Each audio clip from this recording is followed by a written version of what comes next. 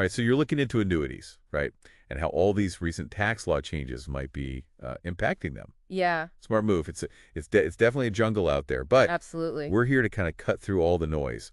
Specifically, we're diving deep into uh, diversified insurance brokers breakdown on this uh, pretty complex topic. Right? Um, we'll break down the key takeaways, figure out what matters most to you, and hopefully uncover some surprising insights along the way. I think we'll find some. Yeah, for sure.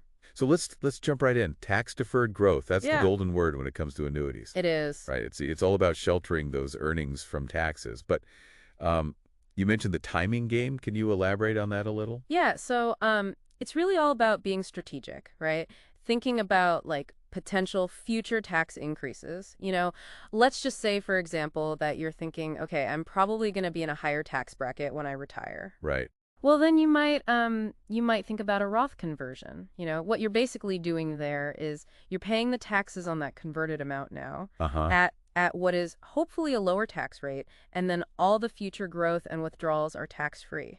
Oh, so it's like prepaying your taxes. Yeah, exactly. You're kind of getting ahead of the game. Okay, that makes sense. But isn't there a downside to that? Like, don't you end up with a bigger tax bill right away? Yeah, that's the trade-off, right? You got to weigh those pros and cons. I mean, Roth conversions really only make sense if you're pretty sure that your income and therefore your tax bracket is going to be higher when you retire. So it's all about those future tax implications, huh? You got it. Okay, well, speaking of maximizing tax-deferred growth, um, those recent changes to required minimum distributions, they seem to have thrown a bit of a wrench into things.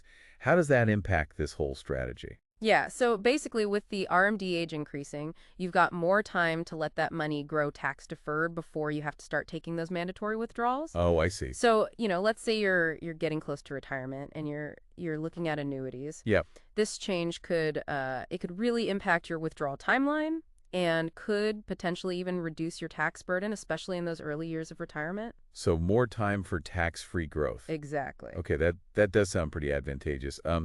Now, I remember reading somewhere that different types of annuities are actually treated differently when it comes to withdrawals. Could you break that down a little bit? Sure. Yeah, it's really important to understand the difference between qualified and non-qualified annuities. Okay, So qualified annuities, those are usually funded with pre-tax dollars, kind of like contributions you'd make to a traditional 401k. right. And the benefit there is those contributions are often tax deductible. Okay. But the catch is all your withdrawals are fully taxed as income.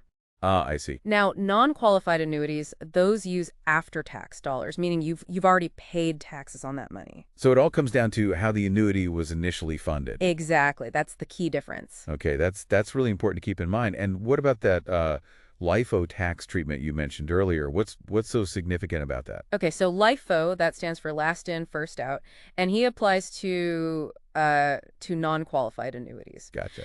Basically, what it means is that when you start taking withdrawals, those earnings, they're the first to be taxed. So, picture this: you've invested $10,000, right? Yeah. And it grows to 15,000. Okay. Well, with LIFO, that first 5,000 you withdraw, that's considered earnings, and you're going to be taxed on that as income. So you're essentially paying taxes on the cream of your investment growth first. Yeah, that's a good way to put it. Makes sense. All right. Well, let's switch gears a little bit here and talk about annuitization. How do tax laws play into that whole process? Okay, so annuitization, that's when you take your accumulated savings and you convert it into a stream of guaranteed income payments, almost like a pension. Right. The big thing here is something called the exclusion ratio. Think of it like a filter. It separates your taxable income from your tax-free return of principal. Okay. So like if the exclusion ratio is say 80%, Yeah, then only 20% of each payment would actually be considered taxable income. precisely. That's how it works. And then I guess that's where those tax brackets come back into play, huh? Absolutely. Any changes in your tax bracket can make certain payout structures more or less appealing. It's all about finding the right balance for your situation. It's a constant dance, it seems, between annuity payments and tax brackets. It really is. Well, let's tackle the final piece of the puzzle here, inheritance and estate planning. How do annuities and these tax laws kind of intertwine when it comes to that? Yeah, so annuities can be a really powerful tool when it comes to passing on wealth, but all these recent changes to estate tax exemptions, they've made things a little bit more complicated. Right.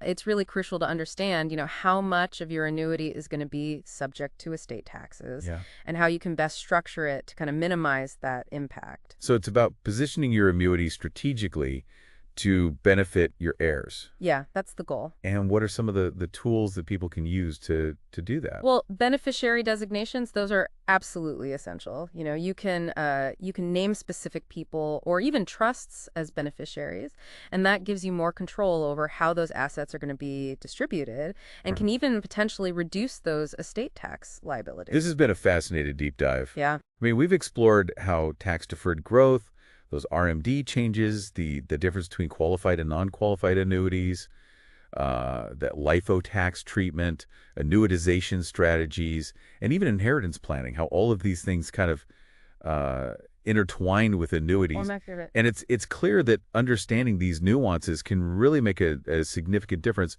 when you're trying to maximize your financial strategy. It can, yeah. This is great information to get started with, Right. but it's just a starting point. Everyone's situation is different and personalized advice is really key. I couldn't agree more. One final thought as you kind of navigate this complex landscape, Yeah. connect with a financial advisor, tailor a strategy that really aligns with your specific goals, Good advice. especially in this ever-changing world of tax regulations. Absolutely. Happy diving. Good luck out there.